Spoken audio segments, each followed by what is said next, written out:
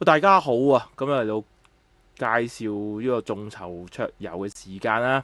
咁今日睇嘅遊戲咧就係呢個 Cross 啊。咁就外國時間4月1號出嘅。咁但係應該係認真嘅。但係見到佢個遊戲呢，嗰啲圖案啊、嗰啲模型、嗰啲設計呢係非常之搞鬼嘅，非常之有趣嘅。咁呢隻 game 呢，我一睇呢就覺得好正喎。咁其實就玩咩呢？就係你控制啲嘅怪物啦，去搶地圖中心咧有個水晶嘅呢嚿嘢嚇，咁你就要過去中間咧搶呢嚿嘢，搶完之後帶翻去你自己嘅基地咧就會贏噶啦。咁然之後途中咧你可能會打其他人啦，即係譬如假設呢個紅蘿蔔，咁你見到呢條蛇咧搶走咗個水晶喎，咁你可以打佢，咁你打佢咧就會打甩嗰個水晶，咁你就可以搶翻走啦。咁成件事咧係咪好熟悉呢？咁其實就係咩呢？我之前介紹嗰隻 game 啊，巴巴力啊，嗰個泰國廠嗰隻出嘅遊戲呢，係完全一樣嘅喎。咁我覺得佢個規則呢係整得幾好嘅，即係即係佢同巴巴力即係玩法係一樣啦，即係個目標一樣啦，個主題都一樣啦。咁但係有兩個地方係會唔同嘅。第一個地方就係咧，巴巴力咧中間有隻大嘅怪物嘅，咁你就會打隻大怪物咧，去令到個大怪物去打其他玩家。咁呢隻 game 係冇嘅嚇，咁呢個係好事嚟嘅，可能係因為咧巴巴力即係大家都覺得唔好玩嘅位就係咧，佢嘅大怪物咧就即係冇嗰個打怪個感覺咯，因為嗰隻大怪係無限血啦，即係你打唔死佢啦，同埋你打佢咧唔係主要目標嘅，你打佢係為咗係想叫佢大怪打其他玩家，咁成件事個感覺有啲錯嘅，OK 啊，OK，咁同埋就即係件事唔係咁好玩，就唔需要加多嗰樣嘢落去啦，OK。咁第二樣唔同嘅位呢，就係巴巴力呢，佢個 game 呢，啊，雖然同呢一隻 Cross 一樣啊，佢都係玩呢啲角色呢，係有專屬嘅牌庫嘅，咁但係呢，佢盡量將啲 action 呢。嚇。佢都簡化啦，得嚟呢，就係、是、除咗你出卡去做 action 之外咧，咁佢都有啲 stand action 俾你做嘅嚇，即係你手牌出呢啲 action card 嘅呢個行動呢，只係你其中一個嘅啫。咁就佢好多唔同嘅 action，譬如啲咩移動去激活嗰個呢啲嘅祭壇啊，呢啲呢，咁其實每個角色都做得嘅。咁啊 stand action 嘅，咁所以佢就用好多啲 stand action 咧，令到即係隻 game 唔一定要靠呢啲行動卡去做行動呢。咁呢件事係好事嚟嘅。咁我睇呢個呢，佢規則即係都係美式 game 嗰啲，都係偏向多烏色叫做嚇。OK，咁但係就我覺得即係算規則係少啦，同埋佢都寫得幾清楚啦，同埋即係好都幾易記嘅，即係好直觀咁樣就可以知道點樣玩。咁所以我覺得隻 game 嗰個規則啦，同埋個設計上咧都係幾吸引嘅。咁同埋啲卡啦、啲角色咧，你見到都幾有趣嘅。即係最有趣就係先封面嗰個紅蘿蔔呢個係最吸引㗎啦，呢個。咁呢個都係一個有趣嘅地方，即係呢啲比較可愛少少嘅角色設計咧，係會大眾化啲咯。即係無論男仔女仔都會中意玩咯。咁而巴巴的嗰隻咧，我都好中意嘅，即係佢啲角色啲設計都係好過癮嘅。咁但係嗰啲風格就我覺得相信係男仔會中意多啲，中意多啲。咁女仔就未必中意巴巴力嗰隻嘅畫風啦，或者風格嘅。咁你呢個 game 嚇，除咗角色有趣可愛之外咧，見到啲其他嗰啲美術咧都係比較色彩繽紛啲啦，同埋都係光鮮啲嘅。OK，咁啊，大家會吸引，即係吸引多啲咁樣樣啊。咁我哋睇下呢隻 game 咧，其實佢係幾多錢先啊？譬如好冇？首先第一個咧就係個 All In Big Boss 嘅，咁129歐啊。咁呢個 Big Boss 裏邊有個擴充咧，就係呢個角色擴充，咁就多幾個玩家顏色啦嚇。咁每個玩家顏色就會有4隻怪物嘅，咁你每次就揀3隻啊嘛。咁你多啲怪物嘅款式俾你揀啊，咁一個重玩性高啲。咁通常啲遊戲咧都一定係要多啲嘅角色啊怪物去揀先好嘅嚇。咁你睇下 Core Games 咧，就得嗱橙色一個啦，粉紅色呢個啦，綠色啦同埋藍色，得4隻顏色嘅啫。所以咧，其實你可以玩嘅變化就唔會真係好多咯佢變化來自即係你揀個色嘅時候咧，譬如你每次都玩藍色啦，咁你可以今次揀左邊呢三隻怪，第二次玩你再揀藍色可以揀右邊呢三隻怪，咁你就有少少唔同咁樣嚇。咁啊隻怪咧，每一隻怪都會有個進化嘅位嘅嚇，即係你可以咧餵佢食嘢咧去進化。咁你每次去就算用同一副個三隻怪組合咧嘅玩嘅情況都會唔同啦，咁樣類似。咁淨係計怪嘅種類咧，雖然我咁講咧，但係淨係計怪嘅種類咧就真係超少啊，4款，每款4隻怪，即係16隻怪啫。咁如果想多啲咧，你就要被逼買個 All In Big Boss 啊，會加多一隻深藍色啦、灰色啦、黃色啦同埋紅色啊。咁啊，總共加多4隻顏色嘅，即係 double 咗個數量嘅。咁但係你睇下嗰啲新加嘅種族咧，其實我覺得唔算話好吸引咯。嗱，佢哋第一個睇下呢個海盜角色啦，我覺得最搞笑係呢個雞泡魚同埋呢個八爪魚啦，都幾靚嘅。咁但係你呢號咧，我唔知佢冇 show 出嚟定點啦，佢係冇得進化嘅，因為佢如果啲怪獸都進化咧，佢會見到嘅。譬如如果粉紅色呢個啦，先見到呢個紅蘿蔔仔咧。好得意嗰個跳晒舞呢個咧，見到咧本身係咁樣種喺個地上面嘅，咁當佢進化嘅時候變咗企起身跳舞啊。OK，咁唔知呢個蛋糕星人咧，右邊呢個，咁就係啦，進化咗會變咗咁樣企起身識行嘅。咁喺個模型嗰個組件上咧，你會見到佢識進化咯。咁呢個蜜蜂就唔識進化咁樣樣，咁呢個綠色種族就冇人識進化喺度。咁藍色就係嗰個書蟲咧。會由呢個冇書櫃嘅版本咧升級咗變做個孭住個書櫃嘅版本咁樣啦，如此類推。咁但係呢個 Ultimate Boss 嘅呢個海盜咧係冇得進化嘅。好，然之後呢個蒸汽朋克嘅怪獸咧，咁亦都係冇得進化嘅。你就知道呢個孭住火箭嘅怪物咧會識射火箭啦，見到呢度有兩個 miniature 咧係射你，即係射啲火箭出嚟嘅。咁就但係冇得進化。好，第三隻顏色黃色咧，又係冇得進化嘅喎。佢就係唔知邊一個角色咧可以用呢個轉頭呢個工程器轉頭咁樣咯，但係冇得進化。最後呢個紅色又係嘅，佢應該係呢一隻左邊呢隻可以進化咯，即係呢隻可以變成呢個樣咯。但係個樣好似一樣嘅喎，可能佢唔係進化係分身呢類嘅技能。咁我就咁睇呢4隻新嘅顏色咧，我覺得唔係好吸引咯。反而係 base game 嗰啲角色係最有趣啊！譬如橙色呢個籃球像同埋呢個粉紅色紅蘿蔔係吸引我咯。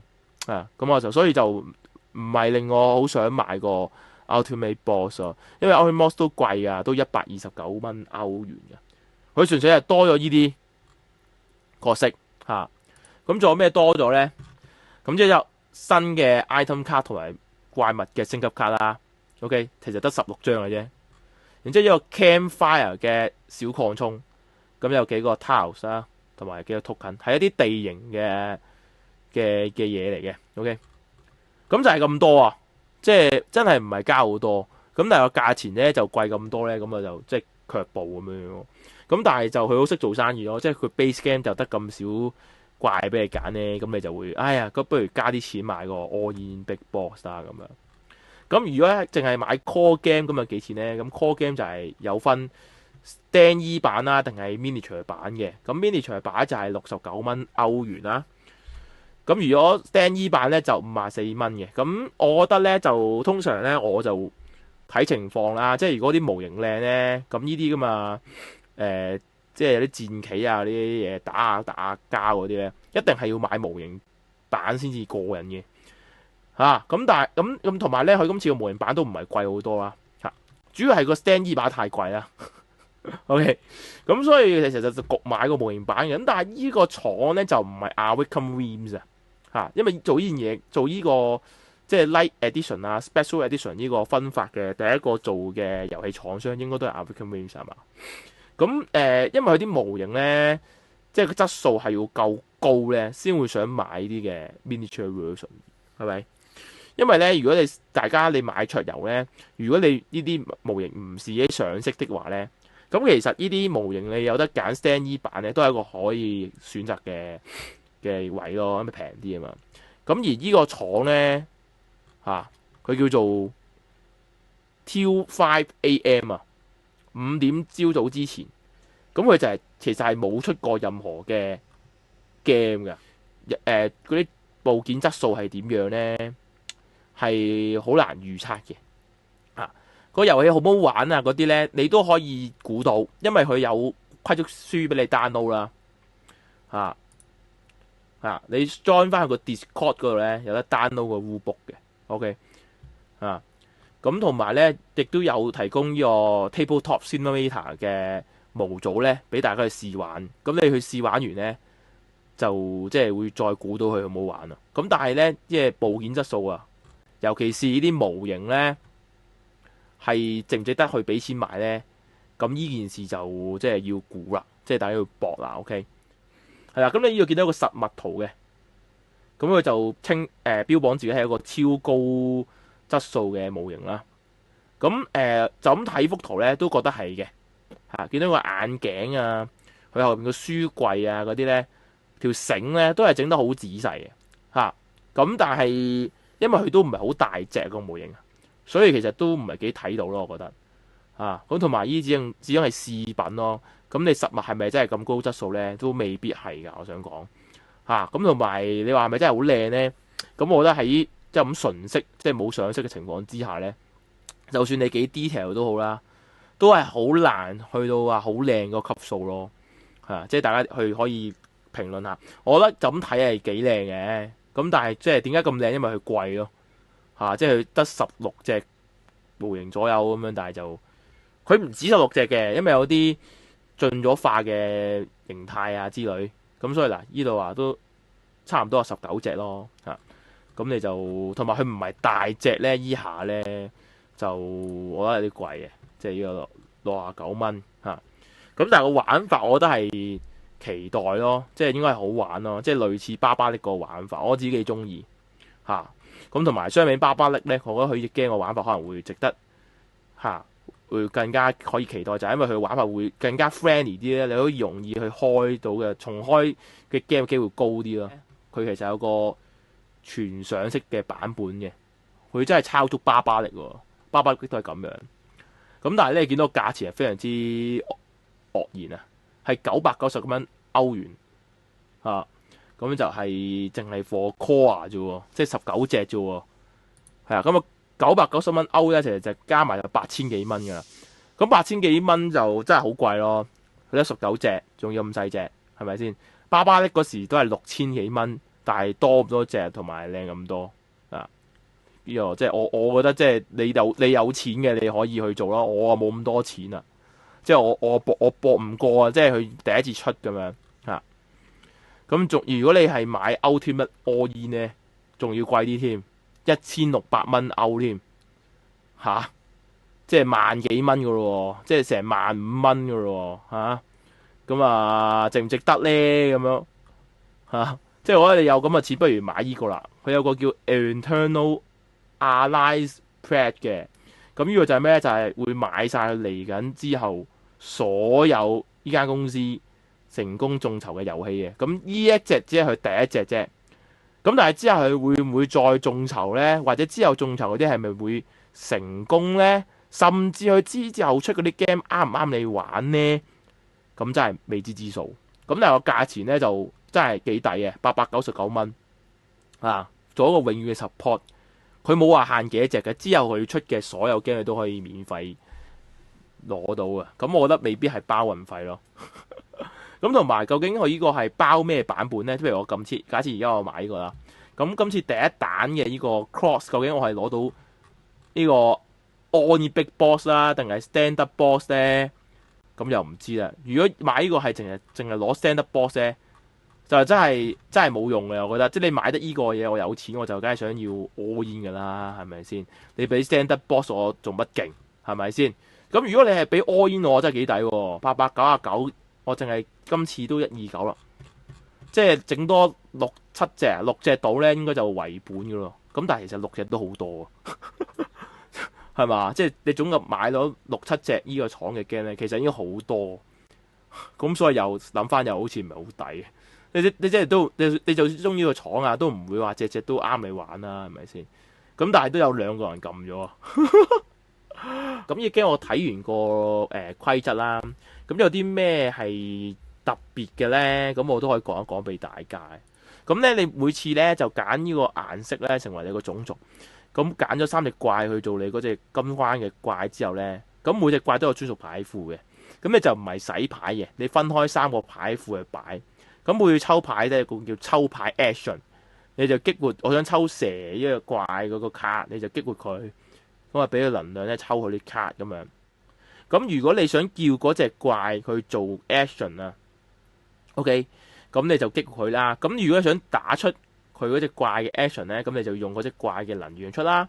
咁然之後咧，你俾人打的話咧，你可以擋嘅。你好似可以高希份咁咧，去 discard 啲手牌去擋啲傷害嘅。你控制個蛇啦，俾人打中咧，你就要棄置翻嗰個蛇嘅卡先可以擋傷咁樣嘅。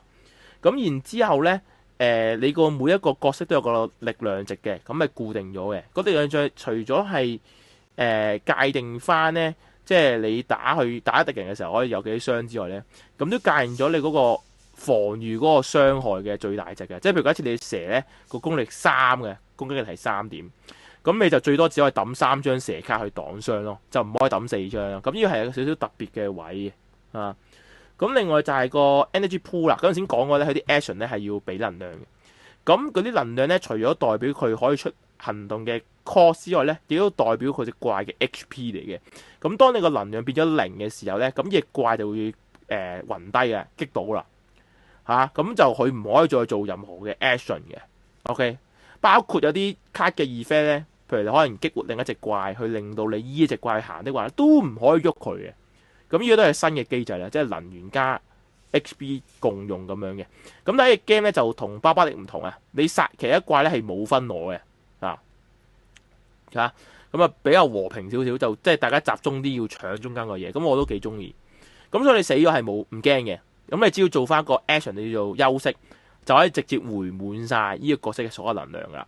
咁然之後仲有就係如果啲卡咧係啲攻擊卡嚟咧，嗰啲叫技能傷害啊。咁技能傷害咧就冇得 block 嘅咁就即係分咗技能傷害同埋普通攻擊傷害啦。咁呢啲都基本嘢啦。咁但係就即係都有啲花臣玩下咁樣咯。咁然之後中間搶呢個水晶座咧，咁就係咧，即係你行上去就會自動搶啊。咁所有剩翻嘅步數會冇晒嘅。咁同埋會你上咗之後咧，你以後行咧只可以一步一步咁行啦。即係就算你個角色係行得好快都好啦，你帶住呢嚿嘢咧，每次只行一步啦。咁同埋你帶呢嚿嘢嘅時候咧，你每次俾人打中咧都會跌翻落嚟啊。咁亦都可以咧，如果你用遠攻咧，可以直情射跌呢個嘢添啊！即係你可以瞄準射嗰個王座，咁令到個王座去跌出嚟，就唔係射低人哋嗰個人咯。咁都有啲花臣嘢。即係成件事都有啲幾有畫面嘅即係你可以用個支槍或者弓咧射低佢個水晶咁樣，咁格鬥咧就係打佢落嚟咁樣咁同埋有個 bonus movement 咁就係你每次坐個左上嘅時候咧，你消耗晒 moving point 之後咧，咁你做晒所有嘢之後咧，你會有個1點移動嘅 extra movement 嘅，咁你就上完個左就會送一步俾你行咯。咁最後一個咧就係叫 instant effect 就係閃電啊！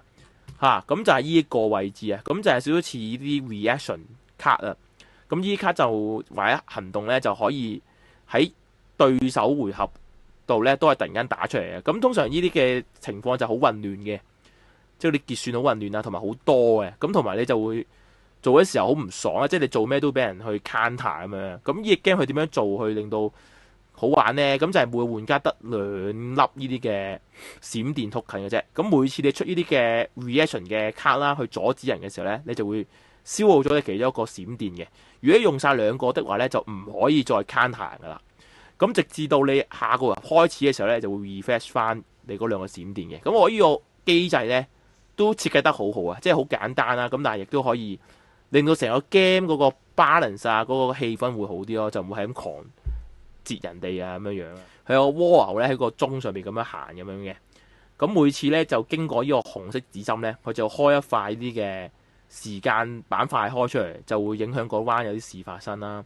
咁當時間 tiles 用晒嘅時候啊，咁蝸牛再經過呢個終點咧，咁就會完 game 咁樣樣咯。咁啊要計分咁樣。咁 end game 你仲係 control 住個水晶啦，即係雖然你未攞到翻屋企啊，就會值2.5分嘅。即係每一個你激活嘅呢啲嘅祭壇會有1分咁樣。就唔係一個打交攞分嘅遊戲咯。咁你打交純粹係為咗爽啦，同埋阻止人哋啦，你扣佢 energy 去少啲 cost 做行動啦，同埋打低佢即係搶走個王座嘅一個嘅 miniature game 啦。咁就有一個美式嘅爭嘢嘅遊戲啊。咁你嗰啲 action 都好簡單，就係呢4款咁樣。但係我就未必買啦。如果呢隻 game 個 base game 咧，佢呢度係多一隻顏色嘅話咧，即係呢個價錢啊，69蚊多隻顏色，即係多4隻的話，可能我會考慮買咯。佢69蚊得咁少隻，我就未必會想買。如果大家都覺得你會即係呢隻 game 你中意玩嘅，你會覺得會開好多次嘅，咁啊你冇辦法㗎啦，你一定要買個貴少少咯。我覺得69蚊呢個太少隻咯。咁如果你個 budget 係容許嘅，你個空間有容許嘅，咁我都幾推薦隻 game 俾大家可以試下。我覺得應該唔會好服嘅，可以試下。咁但係好似我咁咧，你覺得我唔想俾咁多錢，我買咗太多 game 咁，但係69蚊呢個太少咧，咁可以靜觀其變先。咁大家如果覺得呢個片有幫助咧，記住即係幫手 share 個影片啊，俾更多朋友去睇。